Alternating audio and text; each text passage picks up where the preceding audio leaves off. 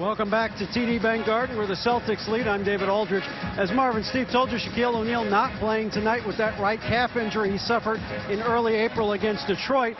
And the Celtics aren't sure when or if he'll be able to play at all in this series against the Knicks.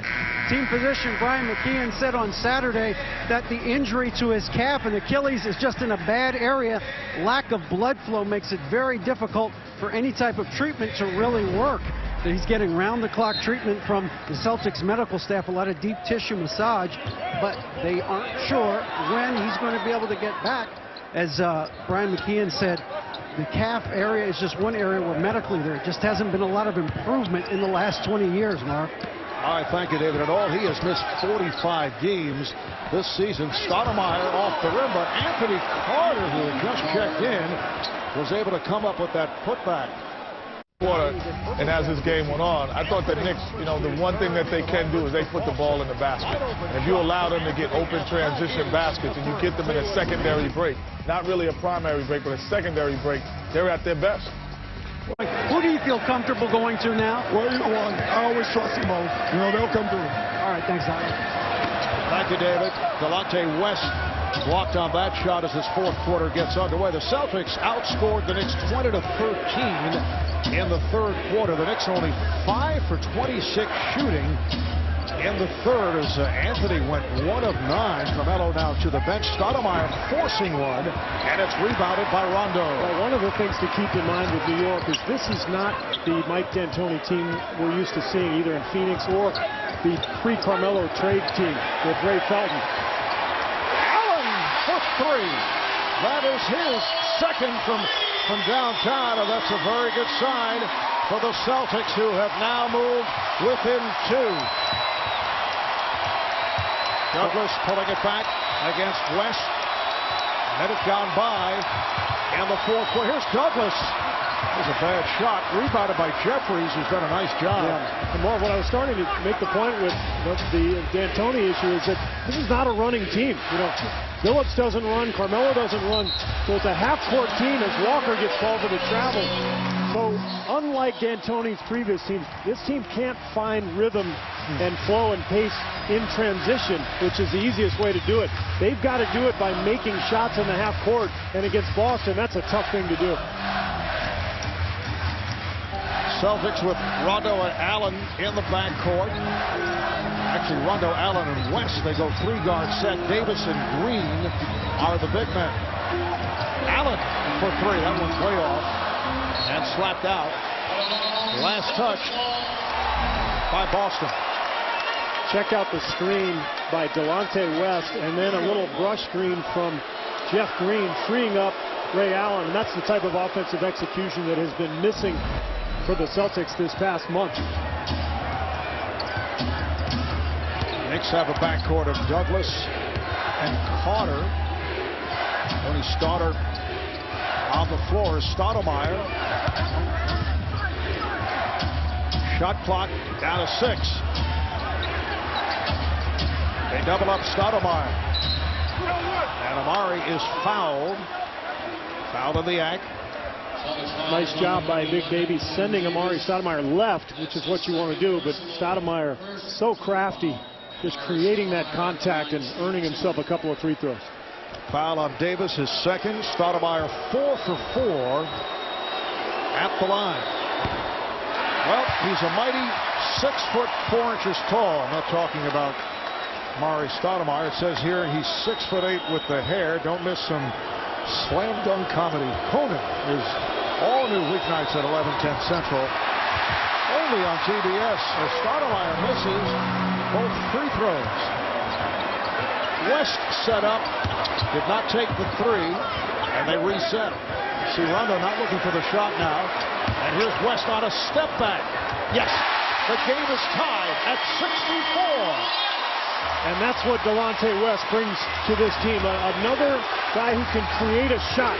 Like Paul Pierce, he's got the strength and the ball handling ability to create a little space and knock down a perimeter jumper. Delonte West back from a sprained ankle injury, which he re-aggravated. Shot clock at 4. Here's Carter for 3. Celtics can take the lead. Rondo's pass deflected. West is on it. Green. Yes. Boston has come back from a 12-point deficit.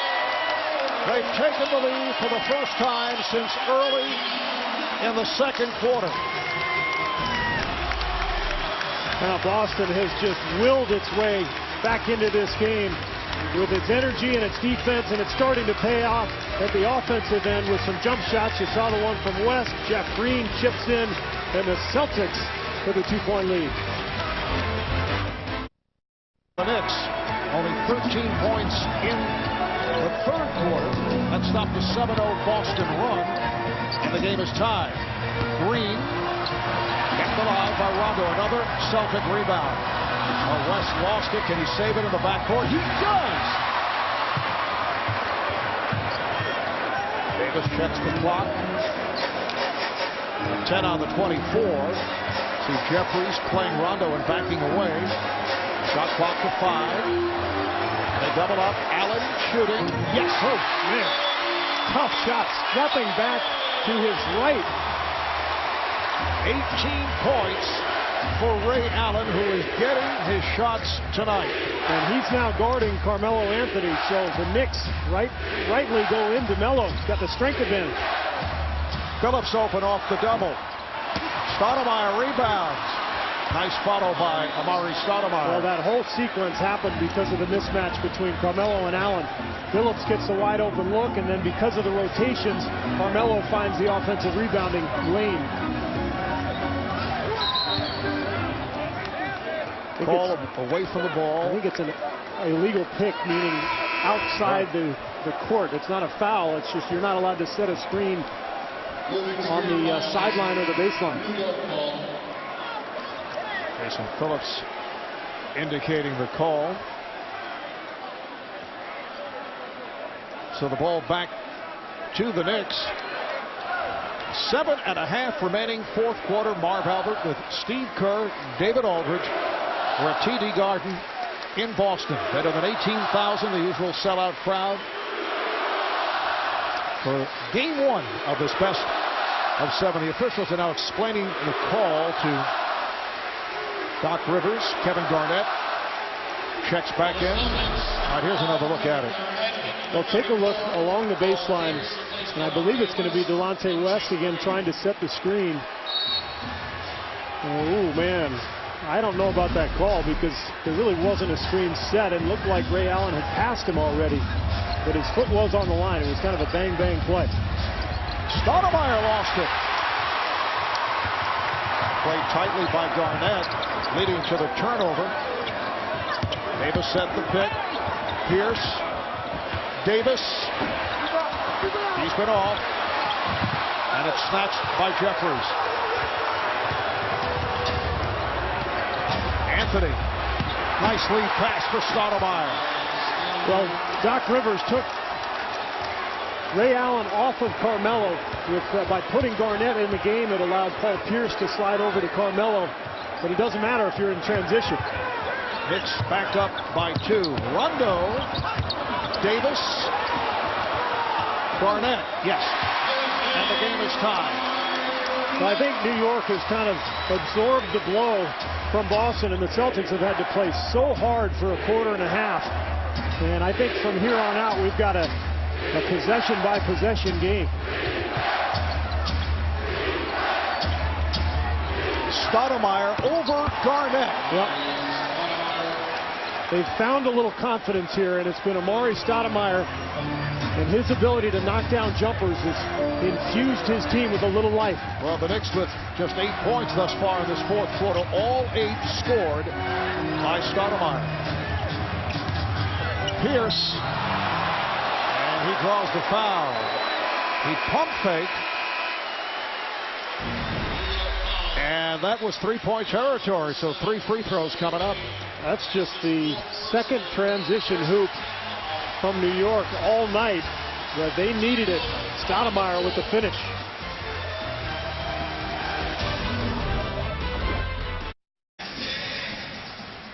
Just under 6 left in the fourth. The Knicks up by 2 over the Celtics. They just went to the replay to check out whether Paul Pierce was in three-point territory. That was the call, and it will hold. It's a great piece of camera work right there. Pierce 1 of 2 at the line. 86%, a career high at the free throw line this season. Boston comes back with Jermaine O'Neal, and New York comes back with Turioff and Billups.